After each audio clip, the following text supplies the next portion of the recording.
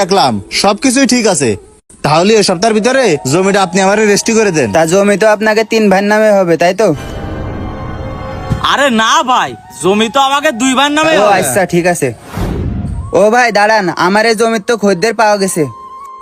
জমি তো উত্তরপাড়ার আলামিন ভাইরা নিচ্ছে। ও আচ্ছা, ওরা নিতে পারে। ওদের বড় ভাই তো বিদেশে থাকে, মইনুল। না না, মইনুল ভাই নিচ্ছে না জমি। মইনুল ভাই ছোট ভাই আছে না, রানা আর আলামিন, ওরাই কয়েছে জমির দলিল ওদের 2 ভাইয়ের নামে হবে। কি করছিস এসব? ওরা 2 ভাই জমি নেই কি করে? মইনুল ছাড়া তো ওই জমি কেনার মতো টাকা ওদের নেই। কি যে কব?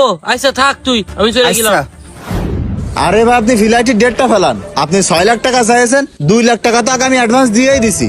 আচ্ছা ঠিক আছে, আপনি যত দ্রুত সম্ভব ম্যানেজ করেন। আচ্ছা রাখতেছি। ও ভাই, কারে বিদেশ পাঠাচ্ছেন? আরে কি রে আবার, আমার ছোট কুটুম। বড়ডারে তো আগে পাঠাই দিছি, এখন ছোটডারে পাঠাচ্ছি। আচ্ছা তাহলে তুই থাক, আমার আবার সময় হয়ে গেছে, বাজারে যাবো তো। আচ্ছা ভাই ঠিক আছে। কি রে আলামিন না ও? আলামিন চলে গেল কেন? ওই আলামিন ভাই ব্যস্ত রে, সেদিন চলে গেল। এত কিসির ব্যস্ত ও? ও ভাই একটা কথা কব। হ্যাঁ ক।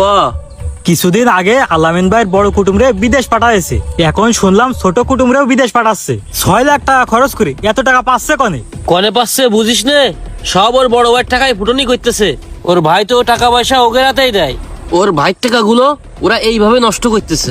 ভাইরে, ওরা যেভাবে